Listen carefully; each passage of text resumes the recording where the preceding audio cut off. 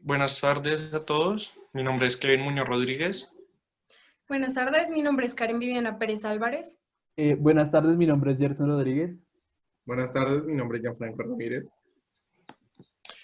Bueno, a partir de la lectura del Diccionario del Espíritu, eh, quise indagar un poco más sobre, en general, el libro. Y pues pude encontrar que se intenta desglosar las principales voces que en este libro aparecen y se tratan de manera sistemática.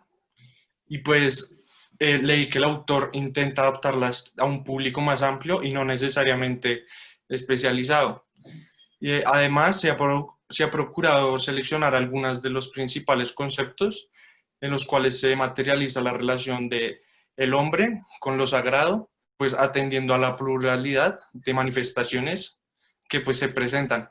Entonces, como aparece en la lectura, por ejemplo, la renovación de que unos mueren y otros nacen, del espíritu en sí, de todas esas alabanzas de un ser superior que existe.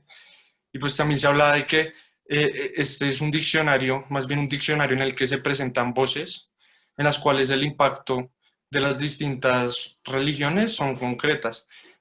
Eh, y pues en diferentes marcos de pensamiento y reflexión.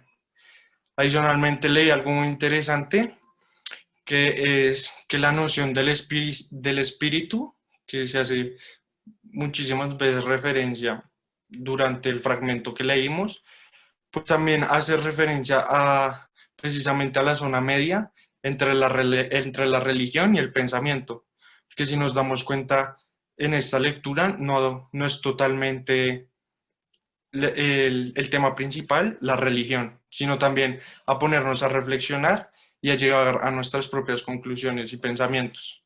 Bueno, pues a mí lo que más me llamó la atención de la lectura es cómo el autor compara pues a una cueva con una vagina. ¿Por qué? Él compara a la cueva con una vagina porque al igual que pues una mujer, la cueva también parió algo. ¿Y qué parió? Parió una especie de protolenguaje, un lenguaje primitivo, que pues, ¿cuál fue este lenguaje primitivo? Pues todas esas características de una cueva, por ejemplo, las rocas que hay dentro de ella, las texturas de las paredes, las estalagmitas, todo eso, pues para el hombre primitivo, para el humano, para el Homo sapiens, era como, sí, era como que algo que le decía la Tierra, como que algo que tenía que descifrar. Y por medio de, pues, lo que le decía la Tierra, él empezó, pues, a plasmar estas ideas como que para volverlas un poco más sencillas de comprender, como que para que no estén cifradas. Ok, pues a mí del video me parece muy importante resaltar el tema de cuando se refería como tal a la manifestación de lo sexual, pues digamos, en esa época era como muy unido todo el tema de la religión, la sexualidad y la magia. Entonces muchas veces pues se decía que este tipo de como figuras o dibujos que plasmaban era como tal, ya sea por protección, porque se decía que también lo hacían como para protegerse del mal y esas cosas, o también como un enaltecimiento hacia la vida y como esta se renace o se renueva. También era como un enaltecimiento hacia la mujer en sí, pues dándola como esa especie de, como la fundadora de la vida, por así decirlo.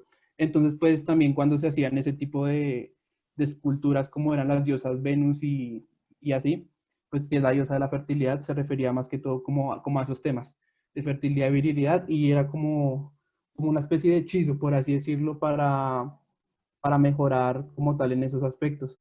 Entonces, ahora pues que estamos hablando de la importancia que tenían las pinturas pues en estas cuevas paleolíticas, a mí me parece también muy importante señalar algo y es el tema de las Venus paleolíticas que son un misterio, porque tienen muchísimas connotaciones desde ese momento. Yo investigué tanto una conferencia que hizo Marcos García, como también una publicación digital de historia de la profesora Teresa Mayor. en donde hablan de que las Venus eran extremadamente, pues tenían una dispersión territorial extremadamente grande. Iban desde Francia hasta Siberia y se concentraban en la Europa media. Y se encuentran aproximadamente pintadas desde los 30.000 hasta los 20.000 años. Sin embargo, algo que conservan todas es un canon preciso y repetitivo, independientemente del lugar en donde se desarrollaron. Y para tomar esta premisa en cuenta, me gustaría pues contarles acerca de la Venus de Willendorf, de Austria, y la Venus de Kostenki, de San Petersburgo. Ambas Venus tienen unas características muy parecidas. En principio es que pues son pequeñas, como del tamaño de un amuleto, y que también representan a mujeres embarazadas sin rostro, que era una característica pues muy repetitiva de estas Venus. Y tienen un tono robusto, son voluminosas, representan gravidez.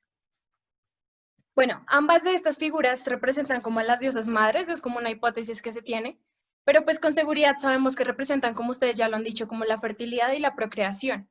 Pero la pregunta es ¿por qué? ¿Por qué tienen que representar esto y por qué tan repetitivos en diferentes lugares del mundo? Y una de las explicaciones que muestran los doctores, pues Marcos García y también la profesora, es que los grupos paleolíticos tenían bastante dificultad de procreación y pues de perduración de su especie, debido a las difíciles condiciones en las que vivían. Existía una gran tasa de mortalidad, tanto de los niños como de las madres, y por eso debieron buscar este mecanismo como para llegar a una solución de, digamos que, disminuir esta dificultad tanto del parto como de las tasas de mortalidad. Por eso, pues, descubrieron que si conocían este proceso de fertilidad, de maternidad, y dibujaban o plasmaban estas figuras, inmediatamente podían tener la capacidad de controlar ese proceso. Y por eso están estos cánones repetitivos de abundancia y también de obesidad, que la obesidad representaba como que la mujer bien alimentada podía darle los nutrientes a su cría y ya pues poder perpetuar la especie.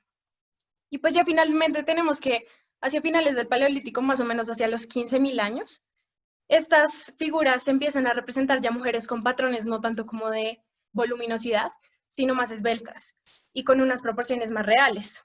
Y ya entramos a la época neolítica, donde empiezan pues la protoagricultura y se empieza a ver a la mujer como diferente en algún sentido, y ya empiezan a ocupar esferas que sobrepasan lo doméstico y que van más hacia el tema religioso, ya hay un desarrollo más religioso, simbólico e ideológico.